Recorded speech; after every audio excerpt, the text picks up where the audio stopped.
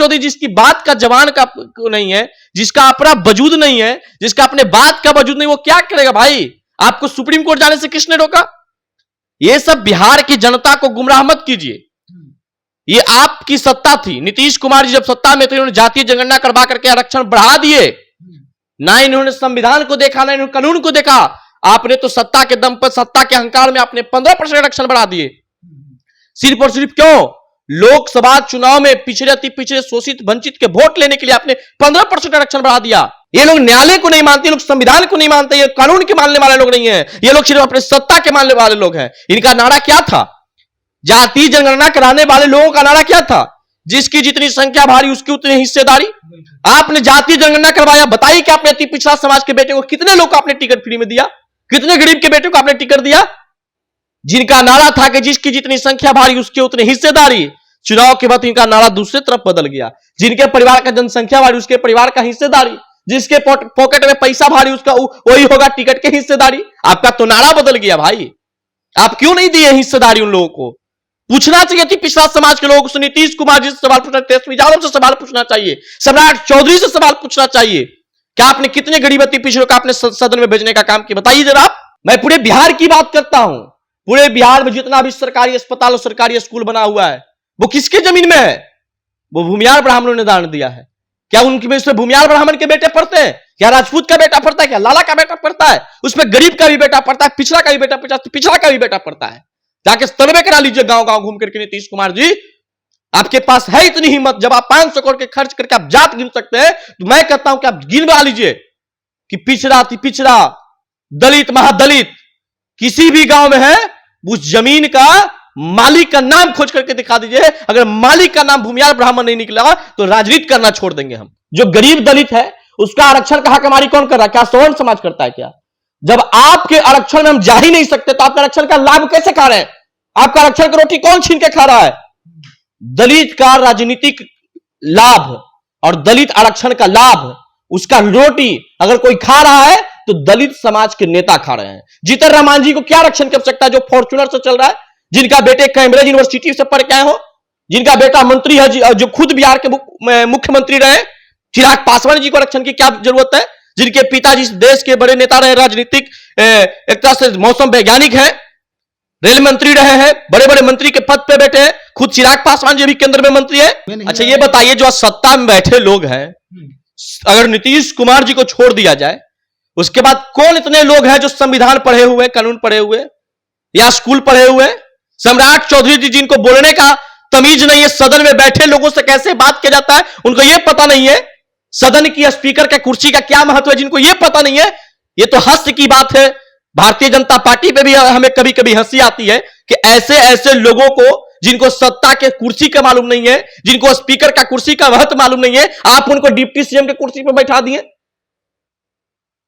आप उनको बड़े बड़े पद पे बैठाए हुए हैं। विजय सिन्हा जी जब डिप्टी सीएम थे क्या बोले थे? सम्राट व्याकुल मत, तो ये उंगली दिखा रहे थे। क्या स्पीकर को उंगली दिखाने का अधिकार है किसी को? सभी लोग कहता है कि सवर्ण समाज जो है ना, आरक्षण विरोधी है। मैं निश्चित आरक्षण विरोधी हूं। मैं आज डंके के चोट पे कहता हूं कि आरक्षण विरोधी हूं। मैं उस आरक्षण का विरोधी हूं जिस आरक्षण का लेने का कोई मतलब नहीं है, जिस आरक्षण के साथ शोषण हो रहा है, मैं उस आरक्षण का विरोधी हूं। मैं उस आरक्षण का विरोधी नहीं हूं जिसको सही मायने में आरक्षण चाहिए। आरक्षण किनको चाहिए? फूस में बैठे दलित भाई को चाहिए, झोपड़ी में बैठे दलित भाई को चाहिए, जिसका बारिश में घर छूटा उसको आरक्षण की जरूरत है, जिसके घर में एक धूल नहीं जाता हो, जिसके घर में गर्मी का एक लू नहीं जाता हो, उसको आरक्षण की जरूरत नहीं है। उसकी आरक्षण छीनने की मैं बात करता हूं। और नीतीश कुमार जी और देश के यशस्वी प्रधानमंत्री मोदी जी, अगर आपको है तो आप 100% आरक्षण करके दिखा दीजिए। मैं आपको 20 सालों तक विरोध नहीं करूंगा। अगर 20 साल में 100% का आरक्षण में अगर दलित का विकास हो जाएगा ना, तो मैं आपका कदापि विरोध नहीं करूंगा। आपके हमेशा समर्थन में रहेंगे। आपने आरक्षण 50% दिया। तेजस्वी जी चिल्ला रहे थे ना कि जिसकी जितनी संख्या भारी उसकी उतनी हिस्सेदारी। क्या आपका परिवार का जनसंख्या भारी था क्या? क्यों नहीं अति पिछड़ा समाज के बेटा या बेटी को आपने सिवान से लड़ा दिया? क्यों नहीं आप सारण से आप अति पिछड़ा के बेटी को लड़ा दिए? क्यों पाटलिपुत्रा की सीट पर आपकी बहन लड़ेगी? क्यों सारण की सीट पर आपकी बहन लड़ेगी? कहां चला गया उस समय आपकी बात? क्यों नहीं गरीब पिछड़ा अति पिछड़ा के बेटा को आपने टिकट दिया? मैं नीतीश कुमार जी से पूछना चाहता हूं, बताइए आप कितने गरीबों को आपने टिकट दिया? और ये सम्राट चौधरी क्या बोलेंगे जी? जो सम्राट चौधरी खुद आरजेडी यूनिवर्सिटी से पढ़ के आए, जिनका वजूद को, भारतीय जनता पार्टी को वजूद किसने बचाया है? 10% वाले ने बीजेपी का वजूद बचाया है। और ये सम्राट चौधरी का क्या औकात है? जब भारतीय जनता पार्टी बिहार में कमजोर था, उस समय किसने लाठी डंडा खाया? कैलाशपति मिश्र जैसे लोग, कैलाशपति मिश्र जैसे लोग ने भाजपा को मजबूत किया है। ये तो बने हुए खाना खाने आए हैं सम्राट चौधरी, इनको क्या नॉलेज है? और बात करने चले पिछड़ा थी, पिछड़ा के है हिम्मत औकात है तो जाइए दिल्ली और दीजिए आरक्षण 100%। अगर है हिम्मत तो छोड़िए सरकारी आवास, दीजिए किसी गरीब को रहने के लिए आवास। तो बनता है, कलेजा है आपको देने का। बड़ा स्कॉट लेके चलते और अस्ट्रोमा पे चलते हैं और लाठी डंडा खाने में अगर कोई समाज था, भूमियार समाज था, ब्राह्मण समाज था। 90 के दशक में लालू के नरसंहार को किसने झेला है? 90 के दशक में बिहार में भाजपा को जब शोषण किया जाता था, किसने लड़ा है? सीपी ठाकुर जैसे लोग, कैलाशपति मिश्र जैसे लोग। भाजपा का बनाया हुआ है, यहां पर भूमियारों ने बनाया भाजपा को। भूमियार नहीं होता तो भाजपा नहीं होता।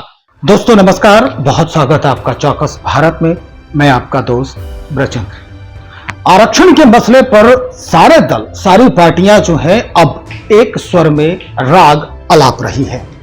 बातें तो अब यहां तक आ गई है कि भाई इस मसले को उच्च न्यायालय से ऊपर सर्वोच्च न्यायालय में ले जाने की तैयारी हो रही है।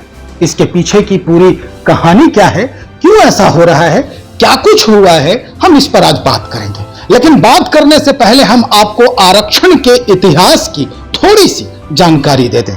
हम 1960 की बात करते हैं। 1960 में और जब संविधान में आरक्षण की व्यवस्था तय की जा रही थी, तो संविधान के अनुच्छेद 15(4) के जो अनुच्छेद है उसमें यह कहा गया था, और बाबा साहब अंबेडकर जो थे संविधान के जो निर्माता कहे जाते हैं, उन्होंने ही उस पूरे अनुच्छेद के ऊपर चर्चा की थी कि भाई आरक्षण का लाभ समीक्षात्मक होना चाहिए।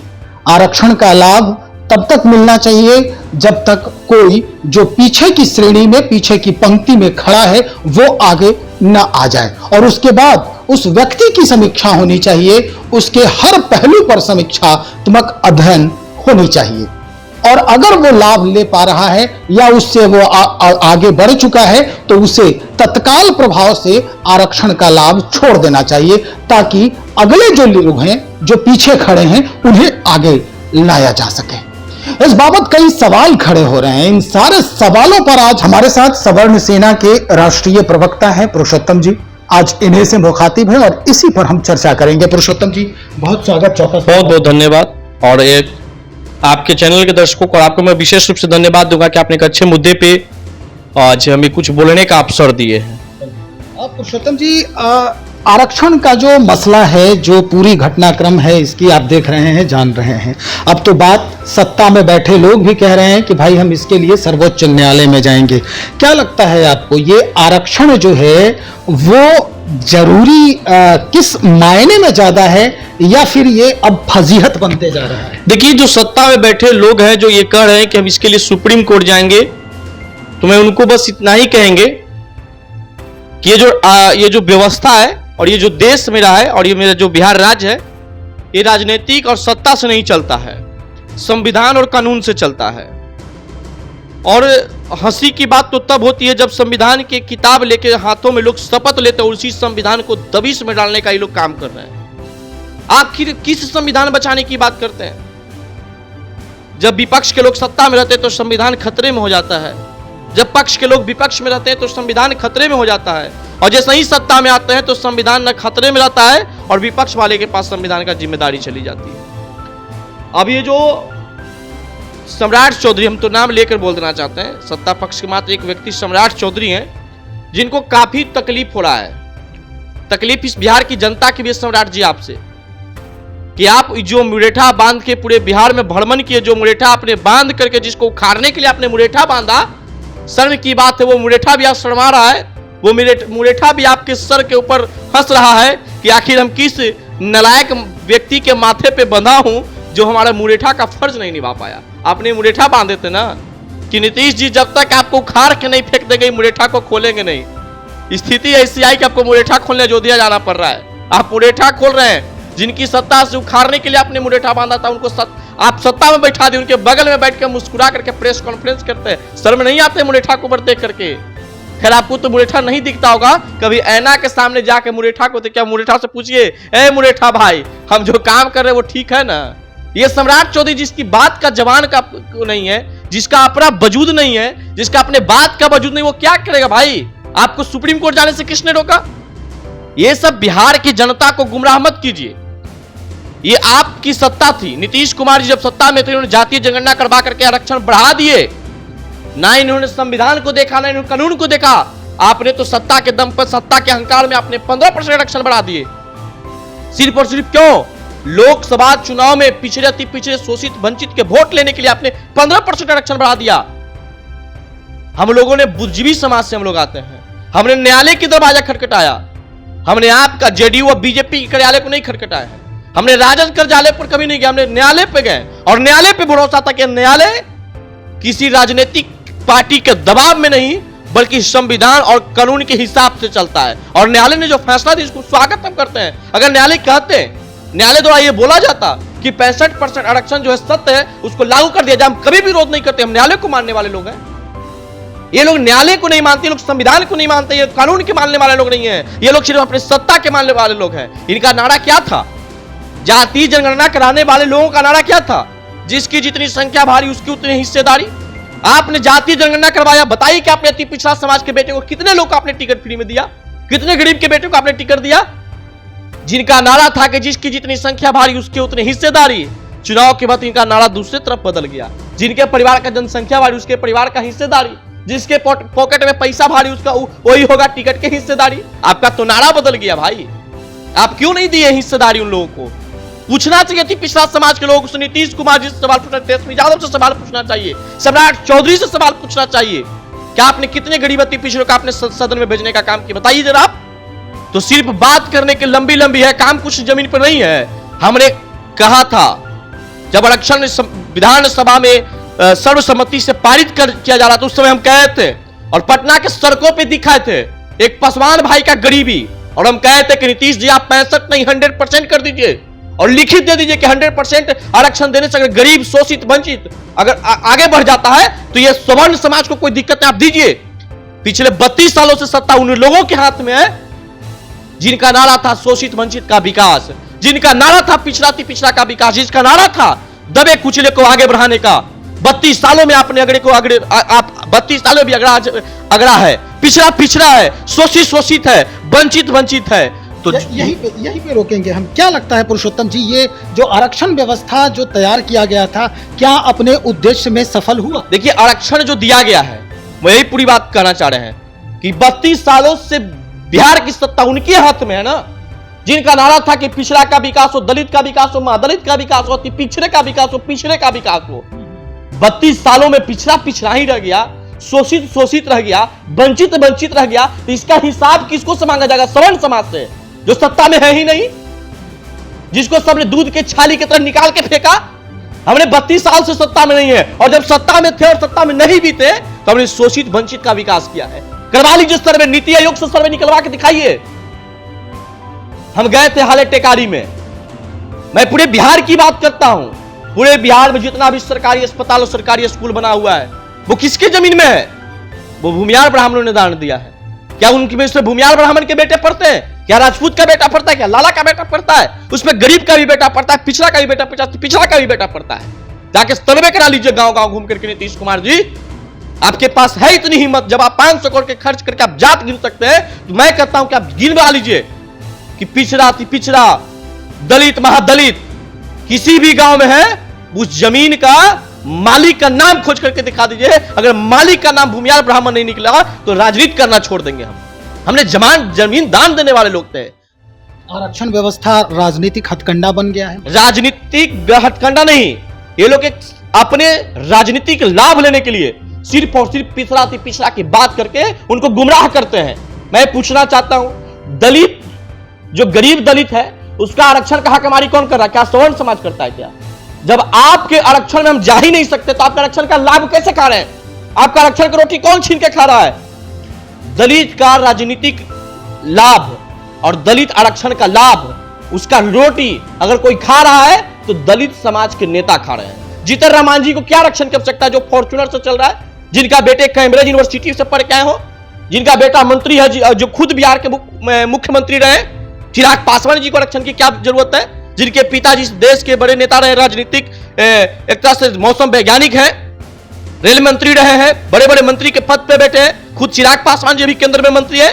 1992 में पुरुषोत्तम जी यही तो बात हुई थी ना कि लोग ये जो कानून आया था कि भाई क्रीमी लेयर में जो लोग हैं उनके बच्चों को इस तरह के आरक्षण से वंचित रखा जाए, वो आरक्षण में नहीं शामिल होंगे। क्रीमी लेयर की बात हुई थी, लेकिन क्रीमी लेयर आज तक राजनीतिक जो महकमा है उनको समझ में नहीं। अच्छा ये बताइए, जो सत्ता में बैठे लोग हैं, अगर नीतीश कुमार जी को छोड़ दिया जाए, उसके बाद कौन इतने लोग हैं जो संविधान पढ़े हुए, कानून पढ़े हुए या स्कूल पढ़े हुए? सम्राट चौधरी जी जिनको बोलने का तमीज नहीं है, सदन में बैठे लोगों से कैसे बात किया जाता है उनको यह पता नहीं है, सदन की स्पीकर का कुर्सी का क्या महत्व है जिनको यह पता नहीं है। यह तो हास्य की बात है। भारतीय जनता पार्टी पे भी हमें कभी कभी हंसी आती है कि ऐसे ऐसे लोगों को, जिनको सत्ता के कुर्सी का मालूम नहीं है, जिनको स्पीकर का कुर्सी का महत्व मालूम नहीं है, आप उनको डिप्टी सीएम के कुर्सी पर बैठा दिए, आप उनको बड़े बड़े पद पे बैठाए हुए हैं। विजय सिन्हा जी जब डिप्टी सीएम थे क्या बोले थे सम्राट, व्याकुल मत तो ये उंगली दिखा रहे थे। क्या स्पीकर को उंगली दिखाने का अधिकार है किसी को? तो ये जो बिहार की राजनीति है, बिहार की सत्ता है, वैसे लोगों के हाथ में दे दिया गया है जो किताब पढ़ा ही नहीं है, स्कूल पढ़ा ही नहीं है। चलिए हम आखिरी सवाल आपसे कर रहे हैं, क्या देश को आरक्षण की आवश्यकता है ऐसी परिस्थिति में जब देश के प्रधानमंत्री हमेशा ये कहते रहे हैं और हर जनसभा में कहते हैं कि भाई हमारा देश प्रगति कर रहा है, तो प्रगतिशील जो देश है वहां आरक्षण की जो महत्ता है क्या इतने जोर शोर से चिल्लाए? देखिए, भीमराव अंबेडकर साहब ने संविधान लिखते वक्त आरक्षण दिए थे। उन्होंने कहा था कि आरक्षण अस्थायी नहीं है, अस्थायी है। अगर कोई गरीब, शोषित, वंचित अगर विकास होता है उसको आरक्षण से हटा देना चाहिए, जनरल कैटेगरी में डालना चाहिए। मैं पूछता हूं कि संविधान के किस अनुच्छेद, किस नियम में भाई कि चिराग पासवान जी जन्मजात आरक्षण का लाभ लेंगे, मंत्री होने के बावजूद भी जीतन राम मांझी आरक्षण का लाभ लेंगे, रामदास अठावले? बताइए, दलित समाज का प्रतिनिधित्व बढ़ा कि नहीं बढ़ा? राष्ट्रपति दलित समाज के होते हैं, मुख्यमंत्री दलित समाज से बन रहे हैं, मंत्री, मुखिया, जिला परिषद बन रहे हैं, उनको क्या आरक्षण की जरूरत है भाई? एक चीज मानना होगा, सभी लोग कहता है कि सवर्ण समाज जो है ना आरक्षण विरोधी है। मैं निश्चित आरक्षण विरोधी हूं। मैं आज डंके के चोट पे कहता हूं कि आरक्षण विरोधी हूं। मैं उस आरक्षण का विरोधी हूं जिस आरक्षण का लेने का कोई मतलब नहीं है, जिस आरक्षण के साथ शोषण हो रहा है, मैं उस आरक्षण का विरोधी हूं। मैं उस आरक्षण का विरोधी नहीं हूं जिसको सही मायने में आरक्षण चाहिए। आरक्षण किनको चाहिए? फूस में बैठे दलित भाई को चाहिए, झोपड़ी में बैठे दलित भाई को चाहिए, जिसका बारिश में घर छूटा उसको आरक्षण की जरूरत है, जिसके घर में एक धूल नहीं जाता हो, जिसके घर में गर्मी का एक लू नहीं जाता हो, उसको आरक्षण की जरूरत नहीं है। उसकी आरक्षण छीनने की मैं बात करता हूं। और नीतीश कुमार जी और देश के यशस्वी प्रधानमंत्री मोदी जी, अगर आपको है तो आप 100% आरक्षण करके दिखा दीजिए। मैं आपको 20 सालों तक विरोध नहीं करूंगा। अगर 20 साल में 100% का आरक्षण में अगर दलित का विकास हो जाएगा ना तो मैं आपका कदापि विरोध नहीं करूंगा, आपके हम हमेशा समर्थन में रहेंगे। आपने आरक्षण 50% दिया, मैं पूछना चाहता हूं, उसी दिन हम दिखाए थे एक पासवान भाई भूंजा बेचने पे बेबस थे। 50% आरक्षण लेने वाले लोग भूंजा बेच रहे हैं और 10% आरक्षण लेने वाले लोग मोटरसाइकिल से चल रहे हैं, 10% आरक्षण वाले लोग गार्ड की नौकरी कर रहे हैं। तो विकास किसका हुआ? हमारे नेता भी हमारे सत्ता में रहे। डॉक्टर श्री कृष्ण सिंह जी को याद कर लीजिए, उस संविधान को, कानून के तहत राज को चलाए। वो राजनीतिक में अपने जात को नहीं जोड़े, भूमियार जाति सोने बाद भी जमींदारी प्रथा का विरोध किया, दलितों का मंदिर में प्रवेश कराए, छुआछूत के भावना को हटा दी उन्होंने। क्या वो ऐसा नेता इस देश में होगा?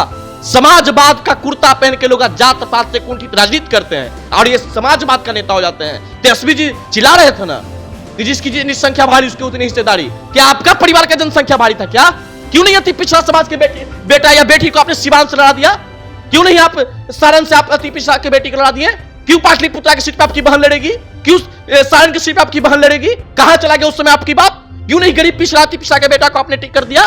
मैं नीतीश कुमार जी से पूछना चाहता हूं, बताइए आप कितने गरीबों को आपने टिक कर दिया?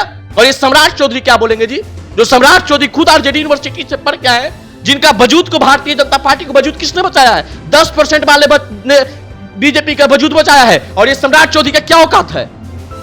जब भारतीय जनता पार्टी बिहार में कमजोर था उस समय किसने लाठी डंडा खाया? कैलाशपति मिश्र जैसे लोग, कैलाशपति मिश्र जैसे लोग ने भाजपा को मजबूत किया है। ये तो बने हुए खाना खाने आए हैं सम्राट चौधरी, इनको क्या नॉलेज है? और बात करने चले पिछड़ा के, है हिम्मत औकात है तो जाइए दिल्ली और दीजिए आरक्षण 100%। अगर है हिम्मत तो छोड़िए सरकारी आवास, दीजिए किसी गरीब को रहने के लिए आवास। तो बनता है, कलेजा है आपको देने का। बड़ा स्कॉट लेके चलते हैं और स्ट्रोमा पे चलते हैं और लाठी डंडा खाने में अगर कोई समाज था, भूमियार समाज था, ब्राह्मण समाज था। 90 के दशक में लालू के नरसंहार को किसने झेला है? 90 के दशक में बिहार में भाजपा को जब शोषण किया जाता था किसने लड़ा है? सीपी ठाकुर जैसे लोग, कैलाशपति मिश्र जैसे लोग। भाजपा का बनाया हुआ है, यहां पर भूमियारों ने बनाया भाजपा को। भूमियार नहीं होता तो भाजपा नहीं होता। और ये सम्राट चौधरी जी बने हुए खाना खाने आए, बना हुआ घर में रहने आए हैं, तो ये चले हैं आरक्षण की बात करने। दीजिए आरक्षण, मैं तो आरक्षण का साथ हूं जो गरीबों को मिलता है। आज भी दलित शोषित, चलिए दलित के क्षेत्र में चलिए, हम दिखाते हैं आपको। खाना खाने पे व्यवस्था नली में खाता है, सर शर्म आता है इस बिहार के आरक्षण पे, इस देश के आरक्षण पे। क्या आपने आरक्षण 50% दे दिया? आज भी दलित नली में खाना खा रहा है, आज भी दलित के घर नहीं बन रहा है। क्या बात कीजिएगा आरक्षण की आप? आरक्षण से सिर्फ और सिर्फ किसी का विकास हुआ है तो अमीर दलितों का विकास हुआ है, अमीर अति पिछड़ा का विकास हुआ है, अमीर पिछड़ा का विकास हुआ है। क्योंकि गरीब का बेटा का एक भी विकास नहीं हुआ है, क्योंकि गरीब के पास पैसा ही नहीं कि बच्चा का फार्म बना सके और आरक्षण का लाभ ले सके। सारा आरक्षण का लाभ तो अमीरों का बेटा लेता है, सारा आरक्षण का लाभ तो मंत्री का बेटा ले रहा है, सारा आरक्षण का लाभ विधायक का बेटा ले रहा है। बताइए नीतीश कुमार जी, बताइए सम्राट चौधरी जी, बताइए तेजस्वी प्रसाद यादव जी, मुकेश सहनी की मैं पूछना चाहता हूं, जो फर्जी पैसे वाले हैं, हेलीकॉप्टर से घूमते, मलाह की बात करते हैं, पैसा के दम पे आपने कुशवाहा को टिकट मार दिया। कितने मलाहों का आपने विकास किया बताइए? यही नहीं चिल्ला रहे थे कि हम पैसा देंगे, जातीय जनगणना करवाइए। जातीय जनगणना हुआ, नारा भी मिला कि जिसकी जितनी संख्या भाई उसके इतने हिस्सेदारी। आपने टिकट दिया क्या? किसी वैसे दलित को आपने टिकट दिया क्या जिसके घर फूस का है, उसका घर चूड़ा है, उसको विकास करने का काम आपने किया क्या? टिकट किसको मिलता है? मांझी जी, उनके बेटा को, फिर उनके बेटा को, फिर उनके बेटा को। किसी कैसे दलित का विकास होगा? आप तो परिवारवाद की राजनीति कर रहे हैं, तो कैसे दलितों का विकास होगा? मैं पूछना चाहता हूं तेजस्वी प्रसाद यादव जी, आप दिल्ली जाने की बात करते थे, जाति जनगणना बिहार नहीं होगा, आप दिल्ली चले जाएंगे, पैदल दिल्ली जाएंगे। अरे जाइए पैदल, उन गरीबों के लिए जाइए पैदल जिनका घर आज भी बारिश से चूता है। उन गरीबों के लिए जाइए पैदल जिनका घर में चूल्हा नहीं जल रहा है हिम्मत?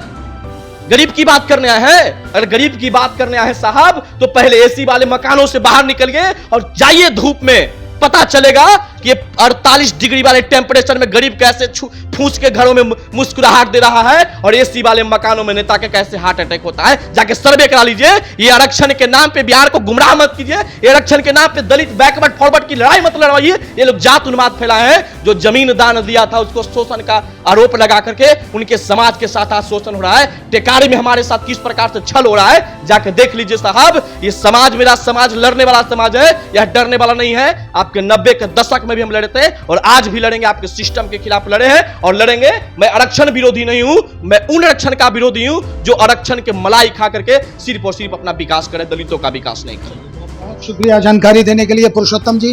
हमारे साथ आज पुरुषोत्तम कुमार जी हैं और स्पष्ट कर दिया है इन्होंने, हालांकि इनके अपने विचार हैं, जो जिस तरह से इन्होंने बयान दिया है, जिस तरह से इनके अंदर जो जज्बात है वो सामने आ रहा है इस मुद्दे को लेकर, निश्चित तौर पर कहीं ना कहीं चोट तो लगी है।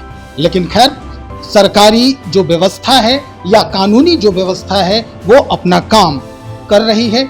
आरक्षण का लाभ किसे मिलना चाहिए इस पर काबिले गौर है और सबको इस पर गौर करने की जरूरत है, चाहे वो सरकारी हो, सरकारी लोग हो, अधिकारी हो या राजनीतिक महकमा से जो लोग आते हों, इन्हें गौर करने की जरूरत है। तो चलिए हम देखते हैं कि इस पर और लोगों के जो बयान है वो क्या आते हैं और पूरी की पूरी जब इसकी कानून बनकर तैयार होगी तो फिर इसमें क्या कुछ परिवर्तन होता है। हम उस परिवर्तन का इंतजार करेंगे। तब तक आप भी हमारा साथ दीजिए, बने रहिए हमारे साथ। बहुत शुक्रिया आपका।